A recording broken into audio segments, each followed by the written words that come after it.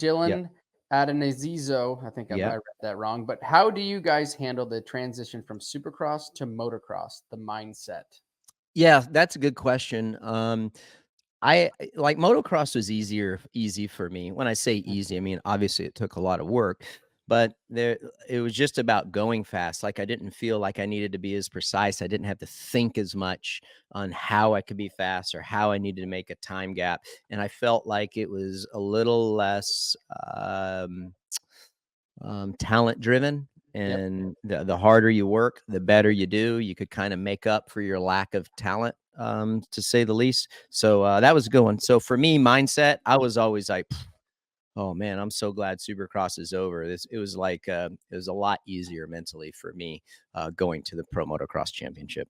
Yeah, and I think a lot of that has to do with too is being Supercross is so it not I don't no I don't want to use the word risky, but you have to be so precise. The risk level is a bit higher. So when you go outdoors, you're mentally just a little on more on ease. Yeah.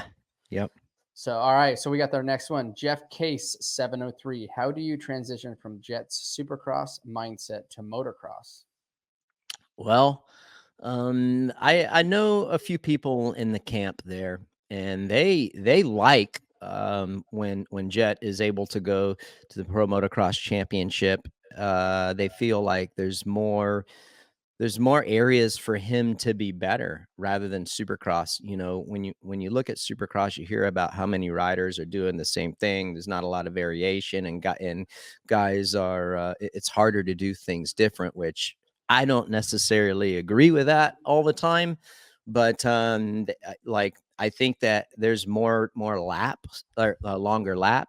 Therefore, there's more areas for him to be better. And I feel like that, with him going undefeated last year, it's a little easier for him. I think the area and the range of margin of making mistakes are a lot bigger. So that makes things a little bit easier too. And it's just, it's just less pressure in a way, kind of similar to Dylan's question above. Mm-hmm, mm-hmm. All right. I'm next. So RV, Corza 771 asks, do you think Jett maxed out his speed yet? Or does he just continue to improve and get even faster? And if so, how do these older guys keep up with his progression? That's a good one. Well, yeah, that is a good one. And, obviously for him to really make a huge stride in speed, not to say it can't happen, but I think that also comes from the push like Chase or Yeah. Eli, somebody really pushing him to get to that next level. You kind of need that carrot dangling. But what I do, so I'm not saying he can't or won't do that, but what I see happening is the rookie is gone, and he's going to get more refined. And it might not be a second a lap, but if he can get a tenth here and a tenth there and a tenth, and pretty soon it's half a second a lap. I think that's where you really see him. The older he gets, the more mature he gets, the more consistent that Jett is going to get. Like we have a replay right here. This was High Point, just made a small mistake, and Kenny went by. But those mistakes I think is what you see. Well, those will go away, and he will become more refined.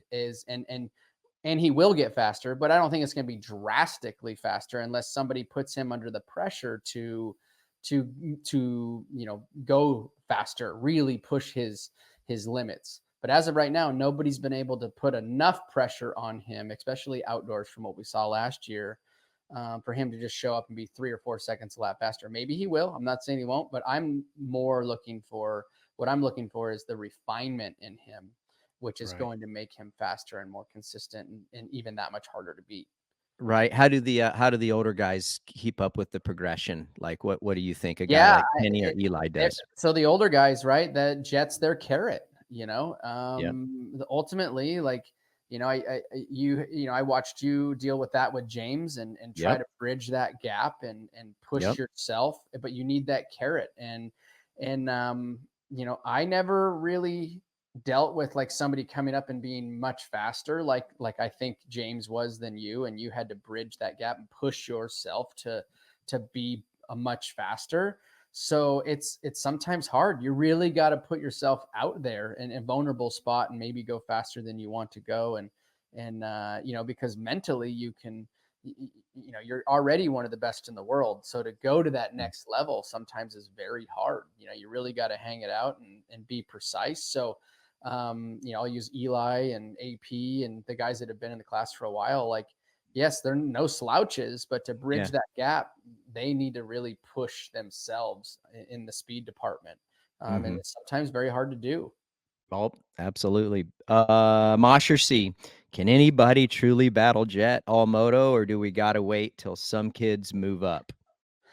Yeah, I am going to say right now, my hopes is Chase. I believe that Chase is the hope, right, for motocross, and being able to win some races, hopefully be in this title fight to the last round, Yep. and not have a runaway points situation, kind of like we had, we had last year in outdoors, right? So he's our hope.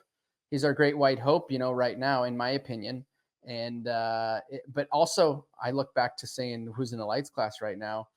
I there's not to me, there's nobody in the lights class ready to move up that is going to even be able to sniff Jett for a few years.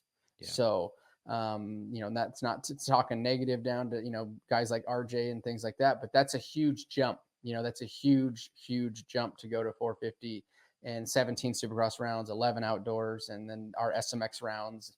So to ask Yeah. a 250 guy to come up, I think we have years before we see a 250 guy being able to knock down Jett. Like I said, our great white hope is AP, is Jake Sexton right now, a Prado for next year, for outdoors. It's going Mhm. to take him some years in Supercross, or a year under his belt, hopefully, and then maybe we'll see him up there. But to ask a European to come in and race for that championship right away, Yeah. that's asking a lot. He did phenomenal this year, but eighth moving up to first, that's unrealistic to ask.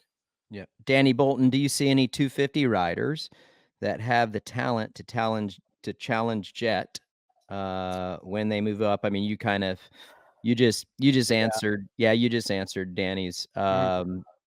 So moving on.